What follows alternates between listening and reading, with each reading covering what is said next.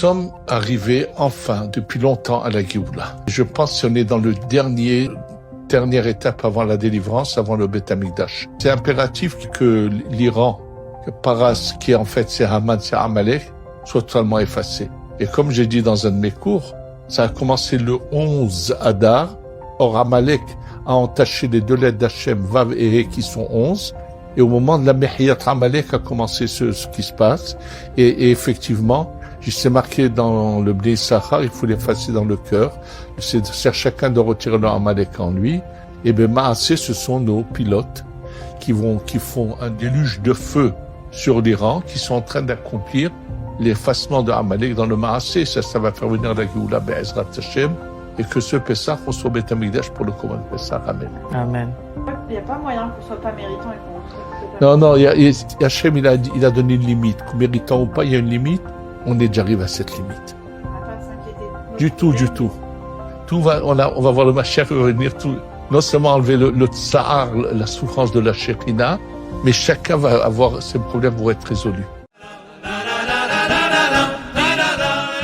Bonjour. Pour ceux qui sont venus commenter sous ma dernière vidéo où j'ai dit que nous prions le vrai Dieu, j'espère que vous avez écouté Netanyahou le 19 mars dernier qui méprise carrément Jésus et qui dit préférer Genghis Khan, un empereur de la Mongolie qui a fait plus de 30 millions de morts, qui était puissant, qui avait toute une armée. Et Netanyahou dit que même Jésus-Christ ne pouvait avoir une chance face à Genghis Khan et que lui, il préfère Genghis Khan, le sang, la soumission, la colonisation des peuples. J'espère que ceux-là comprennent aujourd'hui que les Africains sont en train d'ouvrir leur troisième œil. Ces gars ne prient pas le vrai Dieu. Ils prient Baal, le Dieu du sang, des sacrifices humains et qui se nourrit de la douleur humaine. Ce qui est curieux, c'est que dans ma page, il y a quelque chose comme 30 nationalités. Ce sont les Africains qui sont les premiers à contester lorsque je leur dis que ceux qui sont en Israël ne sont pas des Hébreux. Ils oublient que même les Juifs eux-mêmes ne lisent pas la Bible. Ils lisent la Torah, qui est l'ensemble des traditions. Alors, ceux qui passent le temps à prier chaque jour, Alléluia, Amen, à danser dans les maisons ou à ergoter sur Israël, qui sachent que ce n'est pas le Israël-là qu'ils sont en train de voir aujourd'hui. Celui-là qui tue les enfants de Gaza est le Israël occidental créé par les Occidentaux, qui est posé au Moyen-Orient comme un porte-avions pour surveiller le Moyen-Orient et qui lutte aujourd'hui pour soumettre tous ses voisins. Alors je vais vous mettre quelques passages de Netanyahou. Écoutez très bien, écoutez jusqu'à la fin.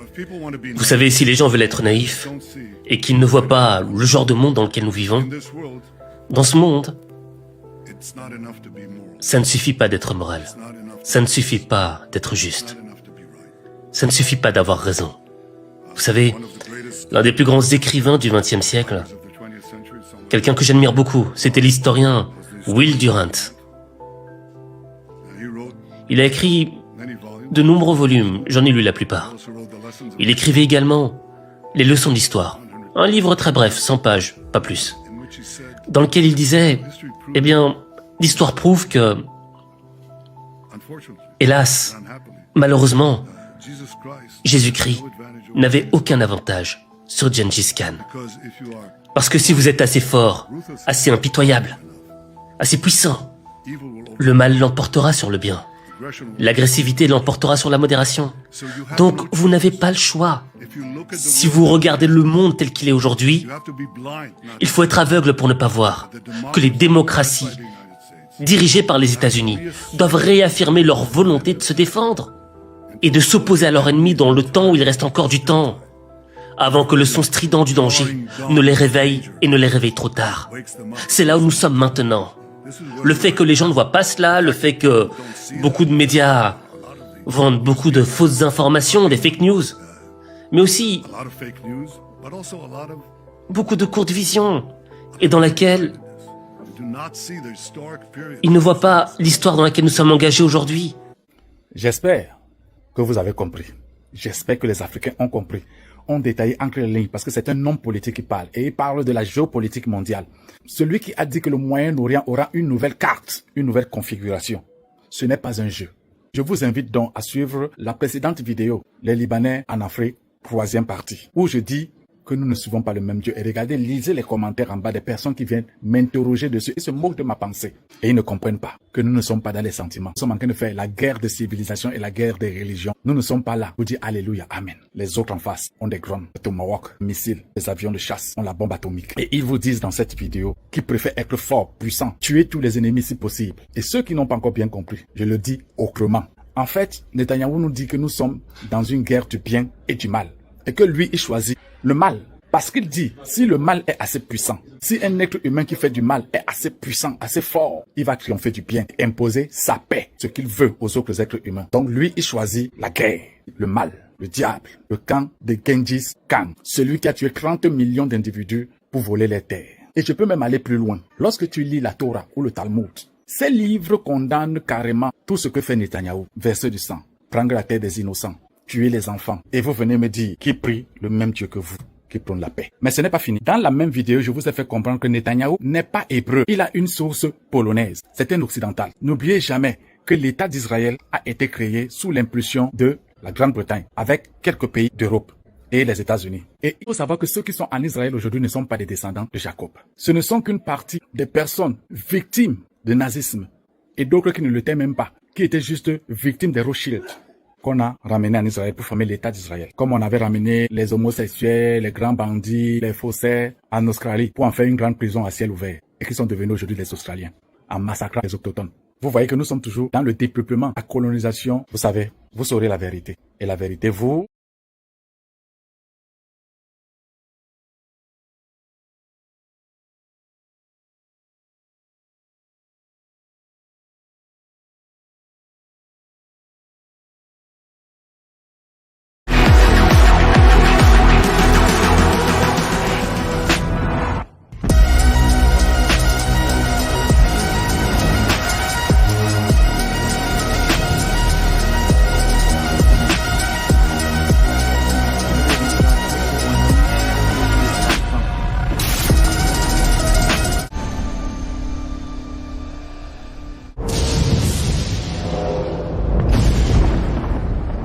Il pulvérisera tous ces royaumes et y mettra fin.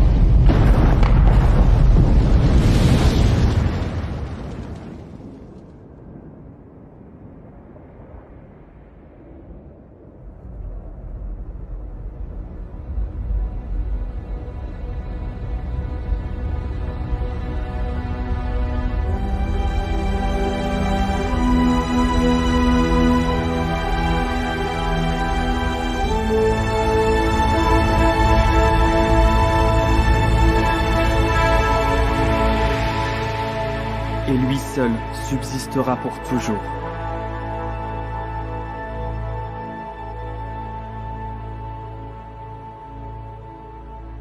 Le rêve est véridique, et son interprétation est digne de foi.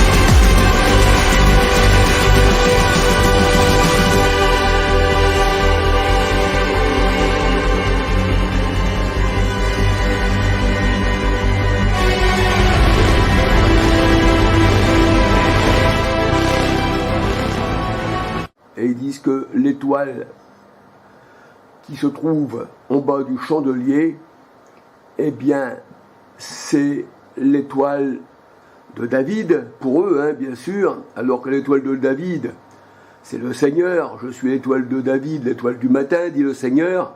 Alléluia, dans Apocalypse 22, verset 16, il me semble. Donc, nous allons étudier cette étoile à 6 branches.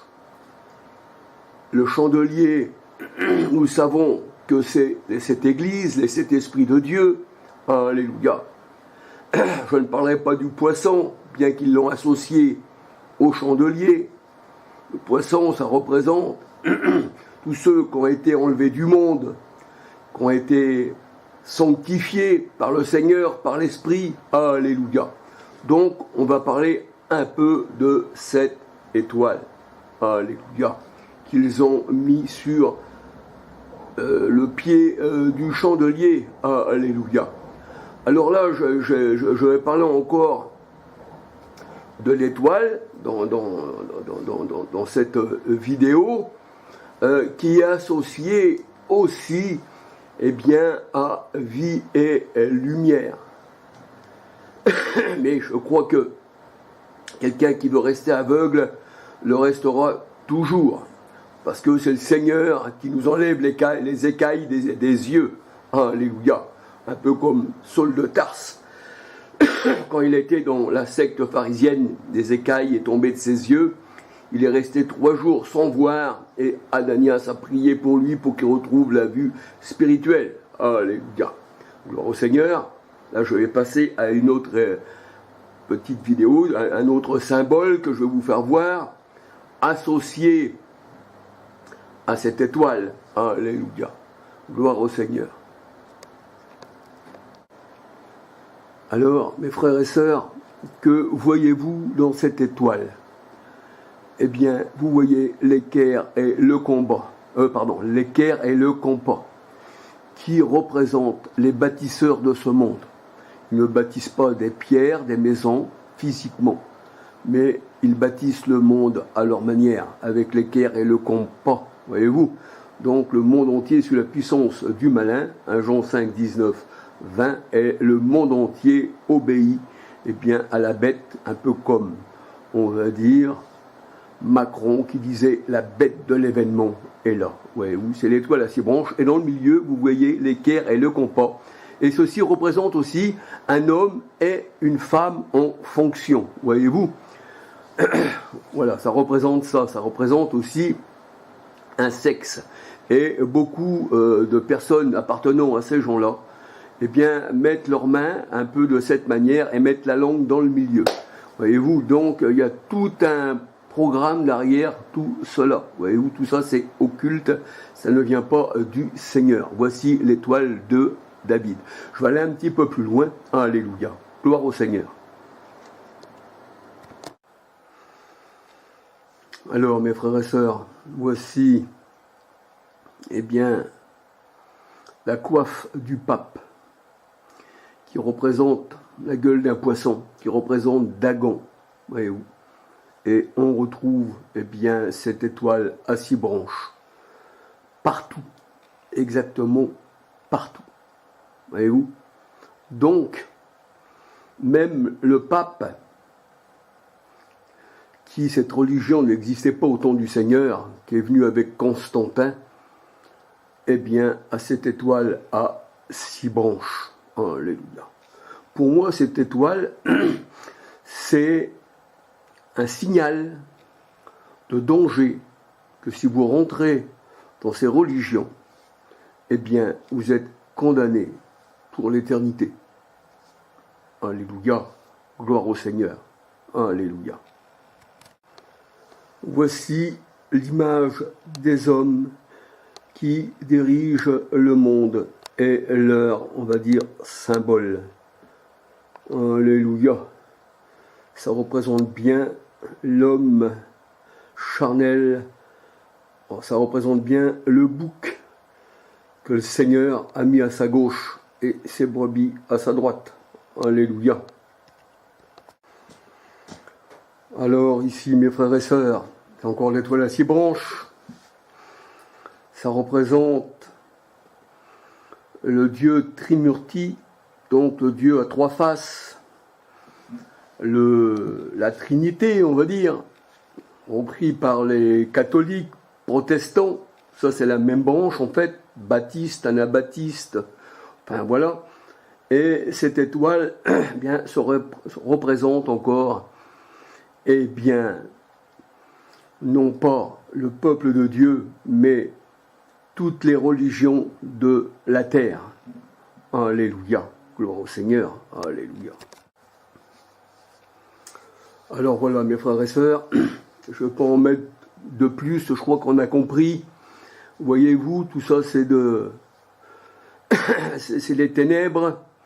Nous voyons, eh bien, au-dessus de cette étoile à 6 branches, un symbole nazi, voyez-vous. Donc, ça veut dire ce que ça veut dire. Alléluia. Nous voyons que Ben Yahou, sur son drapeau, il y a l'étoile. Nous voyons aussi que sur le dollar américain, il y a l'étoile. Donc, c'est des associés, ce sont des sionistes, ce sont des gens, eh bien, qui passent leur temps à étudier comment pouvoir, eh bien, anéantir tout ce qui est bien et faire monter en puissance tout ce qui est mal. Alléluia. Gloire au Seigneur. Je voulais dire aussi que Hatsigana,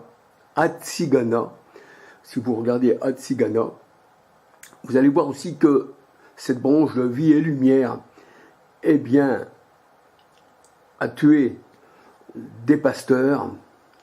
Pourquoi? Parce que ils faisaient de la prostitution, c'est-à-dire des enfants, quoi. Et l'affaire a été étouffée et des pasteurs ont trouvé la mort. Et nous voyons que c'est vraiment les sciences occultes, c'est vraiment les ténèbres, c'est vraiment le désastre, c'est vraiment le chaos. C'est pour ça que le Seigneur a dit, sortez du milieu de mon peuple, afin de ne pas avoir part, c'est-à-dire au fléau que je vais envoyer dans ce monde, car si vous êtes rattaché à la prostituée, vous êtes une seule chair avec elle, nous dit la parole de Dieu. Et celui qui s'attache au Seigneur est avec lui, un seul esprit. 1 Corinthiens 6, 13 à 19. Que le Seigneur vous bénisse, que le Seigneur vous garde. Alléluia. J'ai trouvé bon de vous décortiquer un peu cette étoile de David à 6 branches qui représente 6, qui représente l'homme, qui représente, eh bien, les démons dans ce monde. Alléluia. Soyez bénis du Seigneur. Alléluia.